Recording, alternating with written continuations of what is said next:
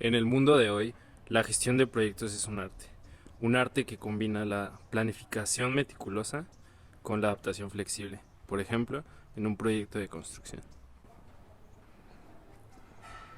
Hola, mi nombre es Luis Ángel y estoy por finalizar mi proyecto de maestría. Pero, ¿qué tiene que ver esto con la gestión de proyectos?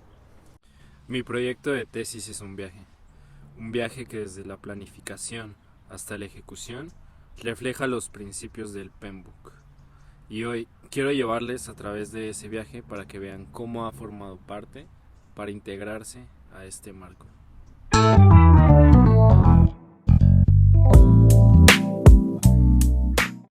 Lo primero que se debe tomar en cuenta cuando vas a elaborar un proyecto es la elaboración del acta constitutiva. Este documento le va a brindar a todas las partes interesadas o a los inversores, patrocinadores, una idea de a dónde es a dónde quieres llegar con este proyecto, qué recursos vas a utilizar, qué es con lo que piensas cumplir, qué no, quiénes van a formar parte de tu equipo, entre otra información. Entonces aquí, por ejemplo, vemos cosas básicas como el nombre del proyecto, los objetivos, y unas no tan básicas, pero pues que ya son importantes ir definiendo desde ahorita. Quizá no tan a profundidad como en la fase de planificación, pero sí es importante ya que se tengan como ciertas pautas o ciertos parámetros que van a ir guiando el proyecto. Por ejemplo, aquí ya empezamos a definir algunos requisitos que se deben entregar, técnicos de investigación, de evaluación, de administración. También aquí somos un poco más específicos en la designación del gerente del proyecto, como cuál va a ser la autoridad que tiene, cuáles van a ser sus responsabilidades, por supuesto, cuál va a ser el alcance del proyecto, tanto qué es lo que vamos a incluir y qué es lo que no vamos a incluir, también para que les quede claro como, pues esa parte, porque a lo mejor ellos esperan que incluyas algo que realmente pues no se está considerando. Entonces, con esto ya les estás dando un poco de claridad y está siendo transparente acerca de cuáles van a ser los entregables, cuáles son las principales partes interesadas y roles y responsabilidades. Todavía no tan a detalle como lo vamos a definir posteriormente, pero se menciona. Se hace un presupuesto preliminar y se indican cuáles son las fechas que se tienen planificadas para empezar cada una de las fases del proyecto. Se identifican también algunos riesgos iniciales, tanto técnicos de mercado y de proyecto, criterios de éxito. Se requiere también la firma de tanto de los patrocinadores como de los que van a formar parte del proyecto para que quede también ya como ese antecedente a la aprobación del mismo. Y bueno, en este caso yo definí también la parte de metodología. En este caso se utilizaría un enfoque híbrido porque combina elementos de metodologías ágiles, como por ejemplo en la parte del prototipado, pues se requieren varias iteraciones para ir finalmente llegar a un producto final. Y esto va combinado con metodologías tradicionales, como para la estructuración de las fases y gestión de riesgos y recursos. Se mencionan también algunas restricciones y supuestos que se pueden tener. Ya dentro de la fase de planificación, pues ahora sí a preguntarnos qué es lo que se va a hacer. En estos casos se realiza lo que se conoce como una estructura de desglose de trabajo, que es una de las partes más importantes de todo el proyecto. Yo diría que es como el corazón de tu proyecto, porque aquí tú estás definiendo, y aquí sí es importante como que hacerlo a un nivel de detalle adecuado para tu proyecto, todas las actividades que se van a ir realizando en cada una de las fases, desde, en el caso del proyecto de maestría, pues desde la admisión, primer semestre, segundo semestre, requisitos de graduación, tercer semestre. Y si se fijan, de cada actividad, de cada fase se desprenden ciertas actividades, y de esas actividades se desprenden más actividades, y incluso en algunos casos podemos llegar, como aquí, a cuatro niveles, ¿no? Por ejemplo, en el examen de admisión, preparación para el examen, y llegamos a un nivel 4 de estudio de áreas clave. Eh, Dependiendo del qué tan extenso es el proyecto, pues lo puedes dividir por fases, pero sí es súper importante definir bien a detalle esta parte, porque si no defines bien cuáles van a ser todas las actividades que se van a realizar, lo que vas a hacer es que vas a provocar una sobrecarga de trabajo en ciertas partes de tu proyecto y en otras va a haber muy poquito trabajo. Entonces, a final de cuentas, eso es lo que en manufactura esbelta se conoce como Mura y Muri, sobrecargas de trabajo que a fin de cuentas llevan a variaciones de trabajo, que es un desperdicio y que van a provocar muchísimos desperdicios más. Entonces esta parte sí es bien importante que tú tengas bien a detalle todas las actividades que vas a estar realizando y básicamente es como un mapa. Yo diría que la mejor referencia que puedes tener para si está lo suficientemente a detalle tu estructura de desglose de trabajo es si te pudieras imaginándolo ya siendo ejecutado con esas actividades que tú estás definiendo. O sea, si realmente llegaste a ese punto en el que con tu misma estructura de trabajo puedes imaginarte cómo se van a dar las cosas, es un buen nivel. Aunque, claro, se pueden incluir, por ejemplo, un diccionario del desglose de trabajo, en el que incluso abarques otros temas como costos, roles de los que van a participar en esa actividad, eh, cómo se van a dar las interacciones entre esos roles, etcétera. Recordando un poco de teoría básica respecto a la gestión de proyectos, ustedes recordarán que se tienen tres restricciones en la gestión de proyectos, lo que es costo, tiempo y recursos. Para poder visualizar esto de una forma gráfica, podemos utilizar esta herramienta que es el cronograma. La ventaja que se ofrece, si tú ves, por ejemplo, este cronograma, pues dices, no manches, pues son muchísimas actividades, muchísimos hitos, etc, etc. Pero en la actualidad se ofrece la ventaja de que todo esto realmente puede ser realizado por un software que te puede facilitar muchísimo la gestión de tu proyecto. En este caso, pues se utilizó uno que se llama Project Merlin, pero la verdad es que hay una cantidad inmensa de softwares. Bueno, aquí básicamente lo que se hace es que para la estructura de desglose de trabajo que tú estuviste definiendo, ya vas asignando como la dependencia entre las actividades, le vas asignando responsables y le vas asignando la cantidad de tiempo que se va a requerir para cada uno de los trabajos. Otra de las características que te permiten softwares como Merlin Project es poder visualizar de otra forma tu estructura del desglose de trabajo. Aquí, por ejemplo, nosotros tenemos lo que se conoce como un diagrama de PERT, el cual fue desarrollado en la década de 1950 por la Armada estadounidense. En este diagrama, nosotros lo que podemos hacer es que podemos ver cuál es nuestra ruta crítica, que básicamente sería como cuál es la ruta en la que nosotros no nos podemos atrasar, porque si nos llegáramos a atrasar, todo el proyecto se retrasaría. Entonces eso te permite visualizar como tu cuello de botella, porque no vas a poder ir más rápido de lo que esa ruta te permita, y si tienes algún retraso en esa ruta, pues todo el proyecto se va a retrasar.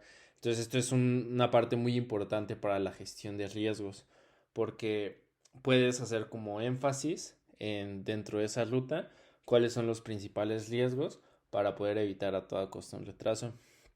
Otra de las características del PERT es que nos permite ver, por ejemplo, cuál sería una fecha de finalización optimista para esa actividad y cuál sería una fecha de finalización pues pesimista. Entonces con esto también te brinda como que ese margen de qué tanto o no te pudieras retrasar en esa actividad.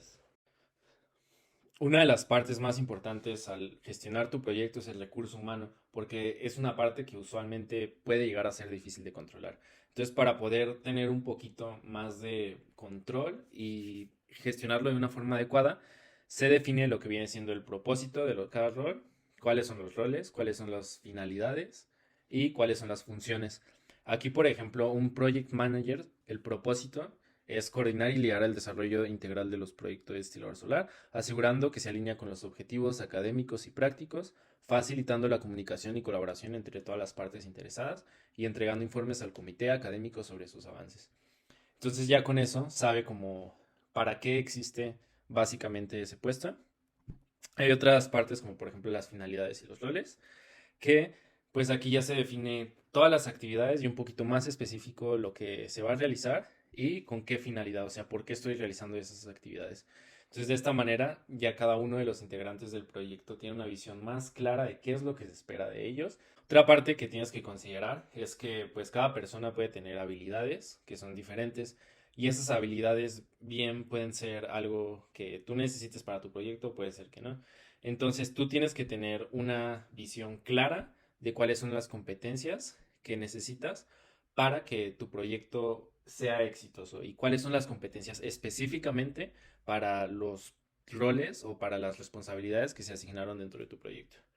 Entonces, ¿qué es lo que tienes que hacer primero? Pues primero tendría que definir qué son esas competencias, ¿no? Entonces aquí, por ejemplo, lo que estamos haciendo es que estamos definiendo para la competencia comunicación efectiva, ¿qué significa esto? Yo quiero evaluarlo en base a estos cinco criterios: claridad en la expresión, comprensión y retención, feedback constructivo, eficacia en la comunicación no verbal y efectividad en la escucha activa.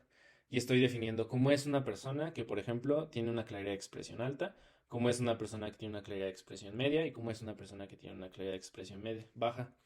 Entonces así yo ya puedo decir, ok, para mi rol de Project Management necesito que esa persona tenga una comunicación efectiva y que en la claridad en la expresión muestre un nivel alto, ¿no? Es decir, que pueda comunicar ideas de manera coherente y clara en todos los medios.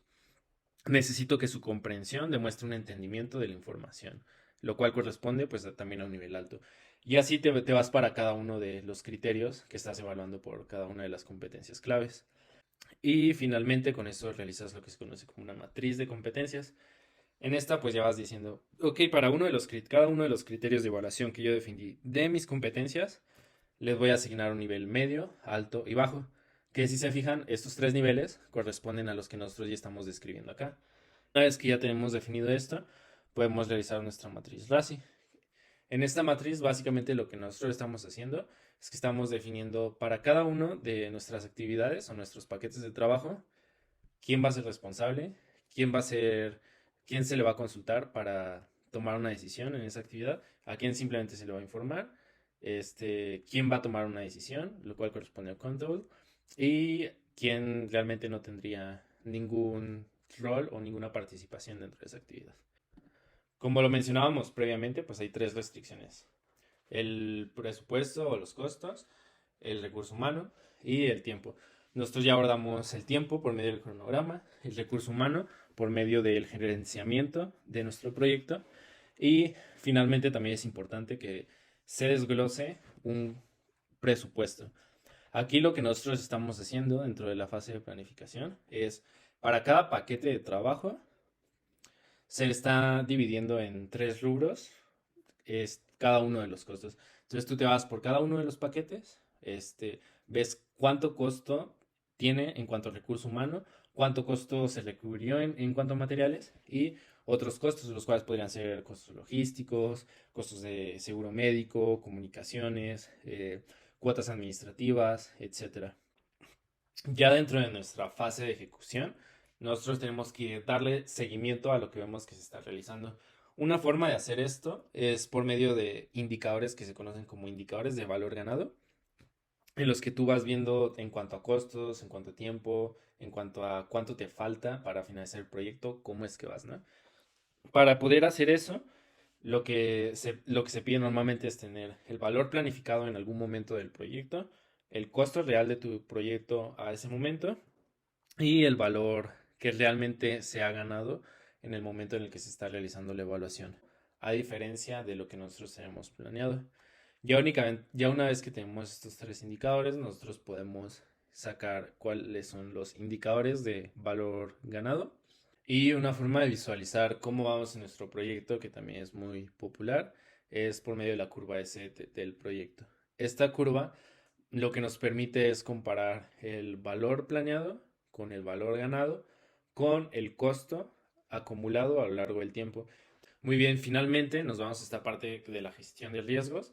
Es una de las partes más importantes en la gestión de los proyectos porque si te puedes a pensarlo, es muy difícil que algo pase como tú lo planeaste.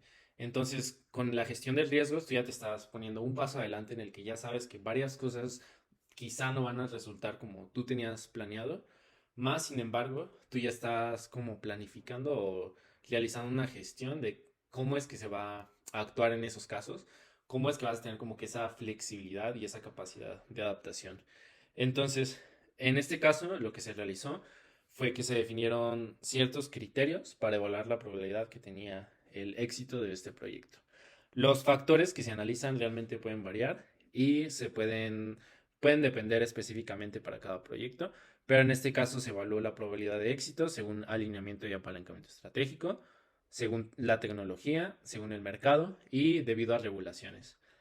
Para cada uno de esos factores se tienen que evaluar ciertos elementos. Entonces aquí, por ejemplo, para el alineamiento estratégico, ya yéndonos un poquito más a esa parte, se evaluó la congruencia, el impacto, la posición de la propiedad, la plataforma de crecimiento y la duración. Esto nos va a dar una calificación ponderada y pues al final la suma de esto nos da cuál es la probabilidad de éxito del proyecto.